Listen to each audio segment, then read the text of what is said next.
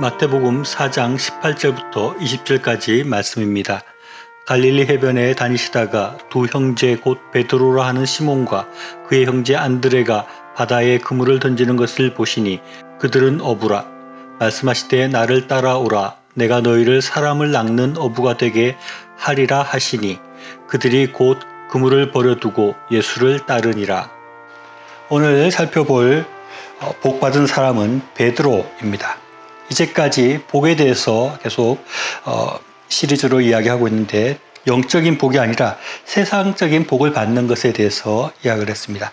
이 설교의 시리즈 처음에 했던 것이 우리가 기복신앙, 즉 너무 하나님 앞에 복을 받아서 잘 사는 것에만 신경 쓰는 것은 안 좋은 것이지만 하나님께 복을 빌고 복을 받는 것은 성경적인 것이다 라고 말을 했고, 그래서 소위 세상에서 부러워할 만한 그런 복받은 사람들은 어떤 사람들이고 성경에 나오는 사람들 중에 어떤 사람들이고 그들이 어떤 복을 받았는지에 대해서 이야기해 왔습니다. 그래서 다윗과 솔로몬 같은 사람들을 그들의 인생을 살펴보면서 그들이 어떻게 이렇게 높은 자리에 올라가고 큰 재물의 복을 받게 되었는지를 살펴보았는데, 오늘은 이제 베드로를 살펴보려고 하는 것입니다.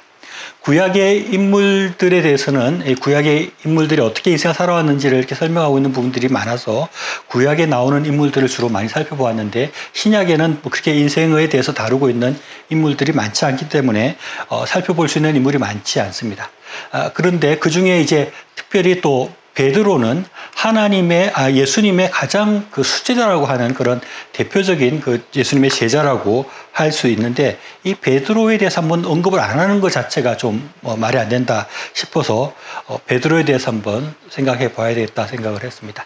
그런데 본격적으로 베드로에 대해서 설교 준비를 하기 전에 좀 걱정이 있었습니다. 베드로가 과연 세상적인 복을 받았다고 할 만한 것이 있는가? 베드로를 다루는데 좀 어려움이 있는 것이 아닌가, 이런 그 스스로의 그런 생각들이 있었는데 설교를 준비하려고 본격적으로 잘 생각을 해보니까 베드로도 아주 크게 세상적으로 복을 받은 사람이라고 말하는데 전혀 부족함이 없다는 생각을 하게 되었습니다. 베드로가 재물의 복을 받았는지는 잘 알 수 없지만 베드로는 예수님을 믿고 난 다음에 엄청난 복을 받았습니다. 그것은 신분 상승의 복이라고 할 수 있습니다. 이것은 노예로 팔려간 요셉이 애굽의 총리가 되는 것과 또 같은 것이고, 목동에서 왕이 되었던 다윗과 비견될 만한 그런 신분 상승이 베드로에게도 있었다는 것입니다. 베드로는 갈릴리 호숫가에서 고기를 잡는 아주 평범한 어부였습니다. 그가 그렇게 특별히 크게 어업을 했다거나 수산업을 했다는 그런 얘기가 없습니다. 배가 한 척 있었는지 아무튼 배를 타고 나가가지고 고기를 잡아서 생계를 이어가는 사람이었습니다. 베드로가 특별히 학식이 높다거나 지식이 있는 사람도 아니었고 사회적으로 지위가 높은 사람도 아니었습니다. 그러나 베드로가 예수님을 믿고 난 다음에 엄청난 사람으로 그의 신분이 상승되었다는 것입니다. 그는 예수님의 수제자가 되었습니다. 예수님의 12제자 중에서도 그 제1위가 누군가 할 때 누구든지 베드로가 가장 서열이 높은 1위의 제자라고 이렇게 생각하는 것입니다. 그리고 베드로는 예수님께서 하늘로 승천하시고 난 다음에 예루살렘 교회를 실질적으로 인도하는 리더 역할을 했습니다. 그리고 베드로는 많은 기적과 능력을 나타내는 사람이 되었습니다. 베드로는 병자를 고치기도 했고 죽은 사람을 살리기도 했습니다. 그리고 베드로가 한번 설교할 때 3,000명이나 회개를 하고 세례를 받는 그런 사람이 되었다는 것입니다. 요즘으로 말하면은 베드로는 평범하다 못해 사회에서 좀 하층을 이루는 못 배운 사람이고 별 볼 일 없는 그런 사람이었습니다. 그런 베드로가 예수님을 만나고 난 뒤에 가장 존경받는 그리고 가장 위대한 기독교의 지도자가 되었다는 것입니다. 더 세속적으로 말하면 베드로는 요즘으로 말하면 대형교회 목사님이고 아주 부흥가 빌리그레함 같은 그런 위대한 설교자가 되었다는 것입니다. 그리고 베드로를 초대 교황이라고 이야기합니다. 지금 바티칸에 있는 교황의 그 초대 교황이 베드로였다라고 말합니다. 교황이라고 하면 보통 대통령보다 훨씬 위상이 높게 이렇게 취급을 합니다. 갈릴리의 호수에 아주 평범한 어부에 불과했던 사람이 이 교황의 자리까지 올랐으니까 베드로가 엄청나게 출세하고 엄청나게 대단한 사람으로 그의 신분이 바뀌었다고 할 수 있을 것입니다. 베드로가 복받은 것에 대해서 이렇게 세상적으로 출세한 것이다라고 말한다는 것은 너무 좀 적절하지 않은 것 같고 맞지 않는 것 같지만, 제가 처음에 세상적인 복을 베드로가 받았는가 해서 이렇게 세상적으로 또 볼 때 복을 받았다고 말을 하는 것입니다. 그러나 세상적인 복이 아니라 영적인 복, 하나님 나라의 복을 생각할 때 이 베드로만큼 그런 큰 복을 받은 사람이 없을 정도로 베드로는 영적으로 천국에서도 아주 큰 복을 받았다고 할 수 있을 것입니다. 우리가 알 수는 없지만 천국에 가서 예수님의 가장 가까이에 누가 있을까? 아마 베드로가 있을 것입니다. 그리고 천국에 가장 높은 자리가 있다면 틀림없이 베드로가 있을 것이라는 것을 누구나 생각할 수 있는 것입니다. 이렇게 베드로는 세상적으로나 영적으로나 천국에서나 아주 큰 복을 받은 사람이 되었다는 것입니다. 그렇다면 이 베드로가 어떻게 이렇게 큰 복을 받게 되었는가? 이 베드로의 복의 비결과 이유를 살펴보겠습니다. 첫 번째는 베드로가 모든 것을 버리고 주님을 쫓았다 하는 것입니다. 이것은 너무나 분명합니다. 예수님이 갈릴리 호수 주변의 해변에서 베드로를 불렀습니다. 예수님이 나를 따라오너라, 내가 너희를 사람 낚는 어부가 되게 하겠다라고 말씀했는데, 그때 베드로는 자기의 것을 버리고 주님을 쫓았다는 것입니다. 만약에 그때 베드로가 예수님을 쫓지 않았다면 어떻게 되었겠습니까? 우리가 쉽게 사람의 인생을 판단할 수 없지만 베드로가 예수님을 쫓지 않고 그냥 살았다면 베드로는 앞에서 말한 그런 초대 교황이나 아주 위대한 설교자나 위대한 사도가 될 수 없었을 것입니다. 물론 열심히 하면 베드로가 더 부자가 되거나 사회적 지위가 좀 더 높아질 수는 있었겠지만, 앞에서 말한 것 같이 그런 위대한 초대 교황의 자리는, 그런 위대한 기독교의 인물이 될 수는 없었다는 것입니다. 그가 예수님을 쫓아 나섰기 때문에 베드로는 그런 위대한 인물이 될 수 있었고 큰 하나님의 복을 받았다는 것입니다. 마찬가지로 우리가 복을 받기 원한다면 주님께서 부르실 때 주님을 쫓아 나서야 됩니다. 주님을 따라가는 것이 복받는 길이라는 것을 우리가 분명히 알아야 됩니다. 주님을 따라갈 때 우리가 복을 받는 것입니다. 그런데 여기서 중요한 것이 하나 있습니다. 베드로가 곧 그물을 버려두고 예수님을 따랐다라고 성경이 말씀하고 있다는 것입니다.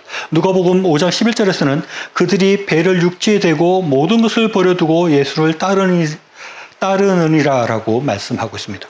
예수님이 베드로를 불렀을 때 베드로가 그의 그물을 버리고 쫓았다는 것입니다. 이 그물이라는 것은 어부에게 굉장히 중요한 것입니다. 지금도 중요하지만 고대에는 더 중요했을 것입니다. 그래서 누가복음에서는 모든 것을 버리고 쫓았다라고 말할 정도로 이 그물은 중요한 것이었습니다. 그러나 베드로는 예수님을 쫓는 데 있어서 이 그물에 연연해 하지 않고 그의 가진 것을 모든 것을 내려놓고 그냥 주님을 쫓았다는 것입니다. 우리가 예수님을 쫓을 때 이렇게 우리의 것을 버리고 쫓을 수 있는 그런 마음이 중요하다고 할 수 있습니다. 베드로가 너무 그물에 애착이 있었고 도대체 이 그물을 내려놓을 수 없다고 했다면 그는 예수님을 쫓을 수 없었을 테고 그는 복을 받지 못했을 것입니다. 우리의 것을 내려놓지 못한다면 우리는 주님을 쫓지 못하게 되고 복을 받지 못하게 됩니다. 그 대표적인 인물이 성경에 나오는 부자 청년입니다. 부자 청년에게도 예수님은 나를 쫓으라라고 말을 했는데 그의 재물이 너무 많은 것 때문에 그가 그 재물을 내려놓지 못하므로 그는 예수님을 쫓지 못했습니다. 그래서 그는 베드로가 될 수 있었던 초대 교황의 자리나 그런 위대한 사역자나 그런 위대한 인물이 될 수 없었던 것입니다. 우리가 우리의 것에 얽매이게 되고 우리의 가진 것들에 대해서 연연해하게 되고 우리가 재물을 구하는 것을 예수님을 쫓는 것보다 더하게 될 때 우리는 예수님을 온전히 쫓지 못하게 되고 우리는 복을 받을 수 없게 되는 것입니다. 우리가 모든 것을 버리고 주님을 쫓는다고 할 때 우리의 재물을 다 없애버리고 우리의 재산을 제로로 만들고 주님을 쫓아야 되는 것은 아닙니다. 우리가 우리의 것을 버리고 주님을 쫓는다는 것은 우리가 재물에 대한 집착이나 재물에 대한 그 욕심이나 이런 것들을 내려놓고 그것보다도 예수님을 더 중요하게 생각하고 예수님을 쫓아가는 것을 더 중요하게 생각하는 것을 말을 하는 것입니다. 예수님을 따른다는 것은 무엇을 말합니까? 그것은 교회 생활을 열심히 하고 신앙생활을 열심히 하는 것입니다. 그리고 예수님이 말씀하시는 대로 우리가 살아가는 것입니다. 또 예수님께서 우리에게 어떻게 살라고 말씀하시는가를 따라서 사는 것이 예수님을 좇는 것이라고 할 수 있습니다. 우리가 이렇게 예수님이 말씀하시는 대로 살기 위해서 그렇게 노력하고 그것을 위해서 우리 것들을 내려놓을 수 있을 때 우리는 복을 받게 될 것입니다. 둘째로 베드로가 복을 받은 이유는 그가 적극적이었기 때문이라고 말할 수 있습니다. 베드로가 그렇게 예수님의 사랑을 더 받고 수지자의 자리에 오르게 되고 결국은 초대 교양의 자리에 이르게 된 이유가 무엇일까요? 그것은 베드로가 아주 적극적인 사람, 아주 열정적인 사람이 아니었을까 우리가 생각할 수 있는 것입니다. 베드로란 사람은 어떻게 보면은 너무 나대고 설치는 사람이라고 할 수 있습니다. 꼭 무슨 일이 있으면 자기가 이렇게 나서는 사람이었습니다. 예수님께서 바다 위로 물 위로 이렇게 걸어오르는 걸 보고 다른 제자들은 가만히 있는데 저도 바다 위로 걷게 해주십시오라고 이렇게 나서는 것입니다. 그리고 몇 발짝 걷다가 겁이 나서 또 물에 빠지기도 하고 그렇게 하는 것입니다.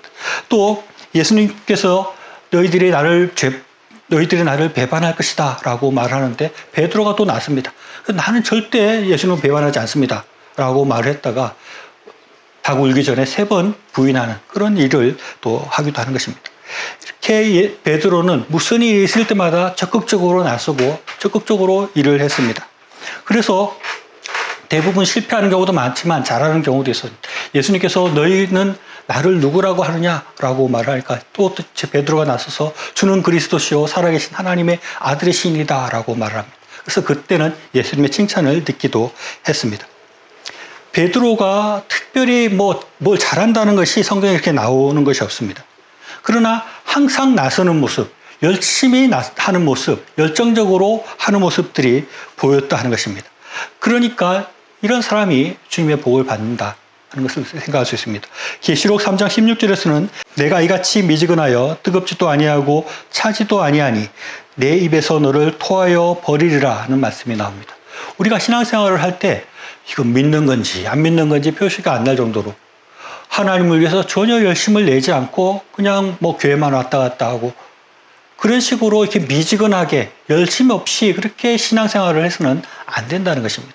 사람의 성격 따라서 이렇게 베드로처럼 막 이렇게 나서는 사람이 있고 안 나서는 사람이 있을 것입니다. 그래서 다 베드로처럼 이렇게 불쑥불쑥 나서는 사람 그런 성격이 돼야 된다라고는 말할 수 없지만 이 베드로가 보였던 이 열정, 하나님에 대한 열정, 예수님에 대한 열정, 열심 이런 것들을 배워야 하는 것입니다. 그래서 우리도 주님을 믿기로 했으면 더 열심히 주님을 믿어야 합니다. 더 뜨겁게 신앙생활을 해야 돼요. 더 뜨겁게 하나님의 일을 할 수 있어야 됩니다. 그런 사람이 하나님의 큰 복을 받을 수 있다는 것을 우리가 생각해야 하겠습니다.